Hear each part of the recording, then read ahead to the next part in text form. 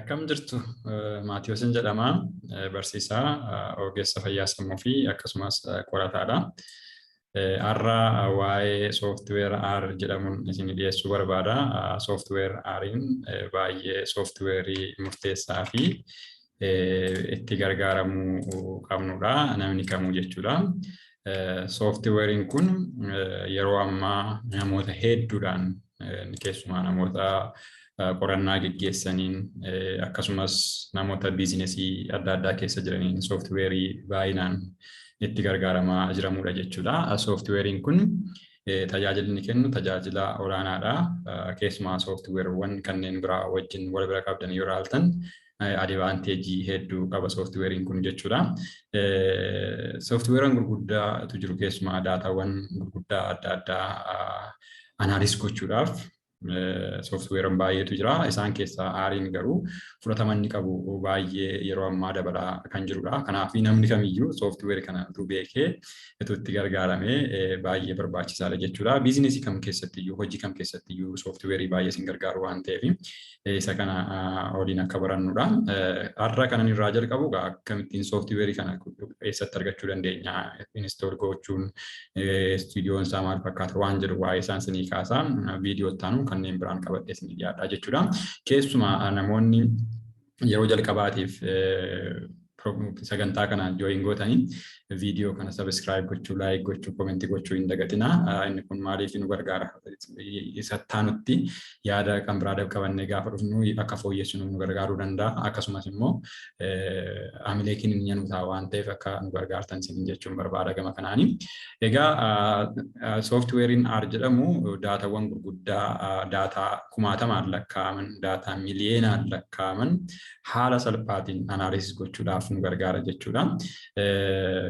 Keessumaati sooftiweeriin kun haala salphaatiin argachuu dandeenya, kaffaltii tokko malee argachuu dandeenya, firiidha waan ta'eef jechuudha.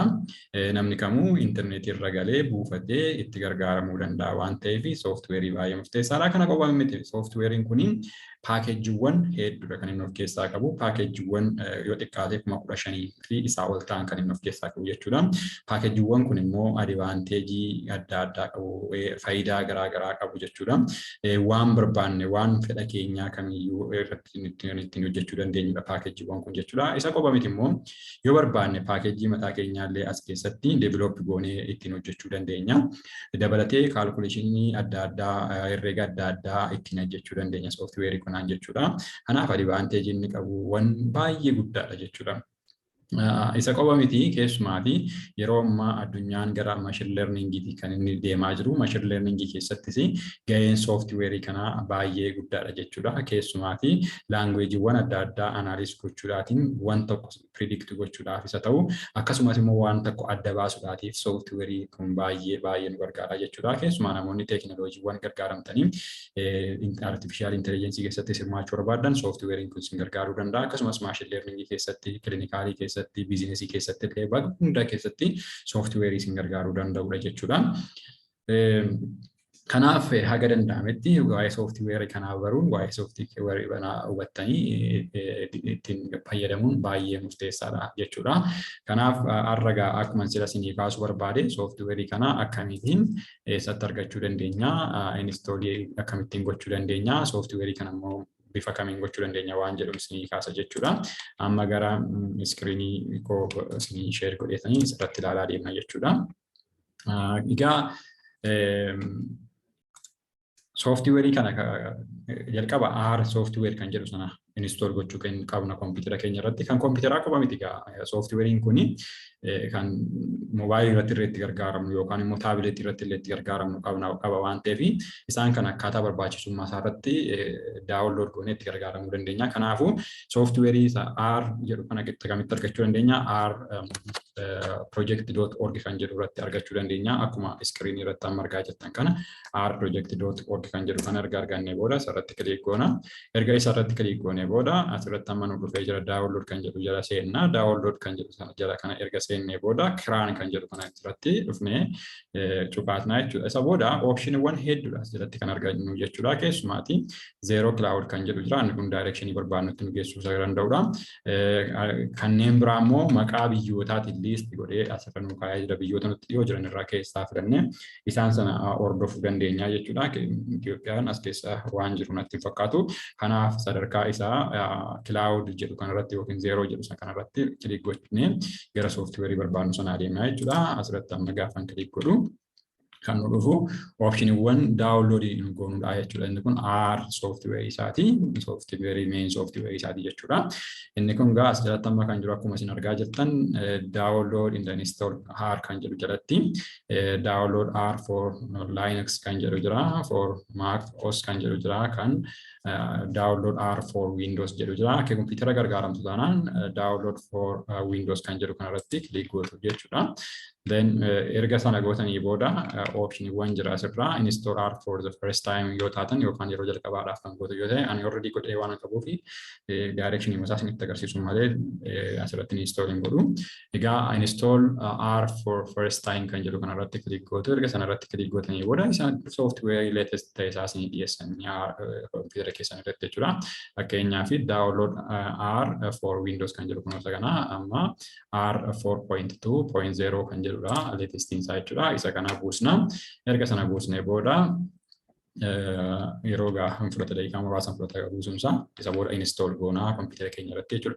So isa kana install goonee erga kaanee booda inni kun gahaa miti sooftiweerii kana gargaaramuudhaaf maaliif daataawwan adda addaa analysis gochuudhaaf isa sooftiweerii sirriitti gargaaramuuwwan nu gargaaramuu kamii RSTO nu barbaachisa jechuudha. RSTO suna install goonee kana wajjin walitti finnee itti gargaaramuu qabna waan ta'eef dabalataan RSTO install gochuu qabna jechuudha. Jalqaba sooftiweerii kana kan install ta'uu qabu ittaanee RSTO sana kan gochuu qabnu jechuudha. RSTO itti deemna. So RSTO immoo kan argannu akkuma argitan kana rstudio.com kan jedhu kanarraati argattu jechuudha. So isarratti kilik goona. RStudio nu bana. Erga RStudio nu banee booda bifa kana fakkaatuun dhufuu danda'a yookaan immoo namoota tokko tokko gargaa yeroo kompiitara keessan irratti hundaa'an kun yeroo tokko tokko opshiniiwwan download ittiin gootan isinii fiduu danda'a asirratti jechuudha. Garuu waan qoomma sabni mul'isaa waan hin jirree fi kallattiidhaan gara kamiin deemuu qaba. Gara product kan jedhu jalan galuu qaba jechuudha. Product jala ergan galee booda RStudio kan jedhu isa kana nan filadha. Kan serverii jira kanneen adda addaa jira ammaaf ani RStudio kan jedhu isa kanarratti cuqaasa jechuudha. Isa booda opshiniiwwan jiru ni ilaala. Opshiniiwwan jiru as jalaati opshinii lama qabna. Inni tokko opshinii qabnu RStudio for desktop jira. Inni lammataa immoo RStudio for server kan jedhu jira. Asirratti kan goonu kan kompiitara irratti gargaaramnu waan ta'eef RStudio for desktop isa jedhu kana gargaaramna jechuudha. Kanaafuu RStudio for desktop isa jedhu kana filannaa. Erga sana filannee booda opshinoota jiran irratti hundoofnee download goonaa jechuudha. Asirra akkasittiin source of edition isaa nu kaa'eera. Erga isa ilaallee booda yoo barbaadanis kallattii mallattanii download gochuu dandeessu. Download RStudio desktop kan jedhu kana irratti cufaastanii isa booda innis isinii bu'a jechuudha. Erga inni isinii bu'ee booda sooftiweerii kana kompiitara keessan irratti piroosesii isaa hordoftanii next jechaa deemuudhaan install gootanii fixuu qabdu jechuudha. Erga sana install gootanii booda maal gochuu isinirraa bakka isaa agarsiisu isinirra jira keessumaati. Studio sana gaafa RStudio sana install gootanii desktop irra moo C irra moo D irra moo bakka keessan sana kallattiidhaan itti agarsiisuu qabdu. Bakka sana irratti hundoftanii deemtanii jalqaba kan isin banuu qabdan maalidha? RStudio sana kan bantanii jechuudha. RStudio sana gaafa bantan kan inni isinii baasu sheepii garaagaraa kan qabu isinii baasa. Isa isinitti agarsiisuu hin danda'a kompiitara koorraati ani. Daataa kanaan dura jirurraa kan qaburraati jechuudha. Sana booda inni egaa keessumaati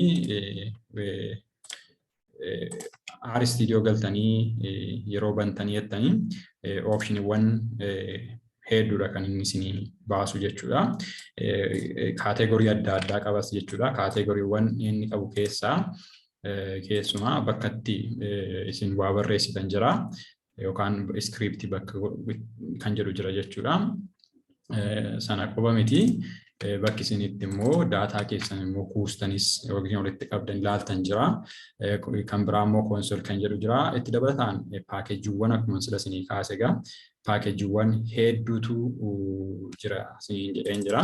Paakeejiiwwan sanallee qixxatti buufattan isinitti agarsiisa jechuudha. Iddoo qaba, iddoo mataa isaatii danda'e jechuudha.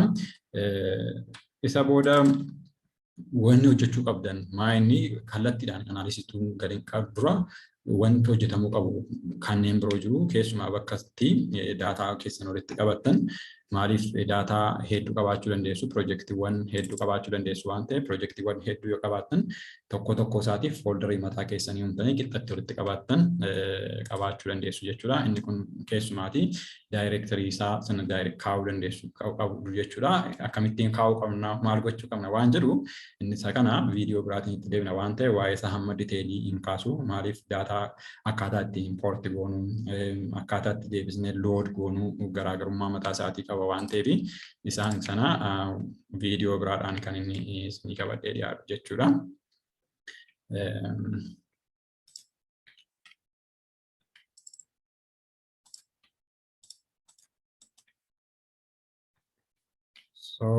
Amma akkuma argaa jirtan kana asirratti jechuudha.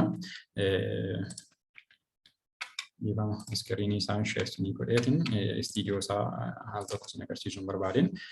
Akkuma argaa jirtan kana kallattiidhaan aar istiidiyoo sana erga instool godhattanii booda kaategorii bifa kanaa qabaatee isinii dhufaa jechuudha. Already daataa of keessaa waan qabuuf, daataawwan hedduu waan qabuuf as keessatti bifa adda addaa qaba.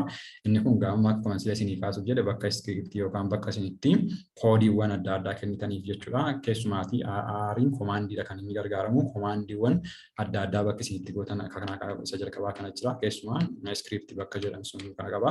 Inni kan biraa konsooliidha. Itti kanatti normaalii konsoolii kana jalatti maaltu jira? Yeroo baay'ee yeroo isin asiitii komaandii kennitanii komaandii sanaan ajajjanii asirratti bu'aasaa kan inni isinitti agarsiisudha jechuudha. Inni kun global environment kan jedhu kan biraa qaba. Asitti immoo inni kun bakka isin yoo barbaaddan wanni isaa ilaaluu dandeessan, paakeejiiwwan adda addaa ilaaluu dandeessan, bakka yoo barbaaddan helpillee itti gaafachuu dandeessan, view gochuu dandeessan, stooriiwwan adda addaa bakka gochuu dandeessan yeroo inni isinitti agarsiisudha jechuudha. Daataa asirratti isin galchitan yookaan asirratti feetan immoo bakka kanatti illee isin agarsiisuu danda'a. Isaan kana jechuudha. Kana bifa kana fakkaata. Gaafa bahu kaategorii wanni yookaan kutaa 4 kan qabaatu ta'uu qaba jechuudha. Bifa kanaan kan inni bahu ta'uu irra. Erga kana geessanii booda next steppiin daataawwan keenya gara kanatti bifa ittiin finnu import gochuudha. Darbee working directory keenya akkaataa itti uumnu isaan sanadha. Isaan immoo viidiyoo biraatiin qabadhee isinii dhiyaadha. Yaada keessan naa barreessaa. Viidiyoo kana immoo share walii godhaa namoota biraa bira akka ga'uu fi akkasumas immoo subscribe gochuus hin dagatinaa, like gochuus hin dagatinaa yoo isinitti tole jechuudha. Guddaa galatoomaa.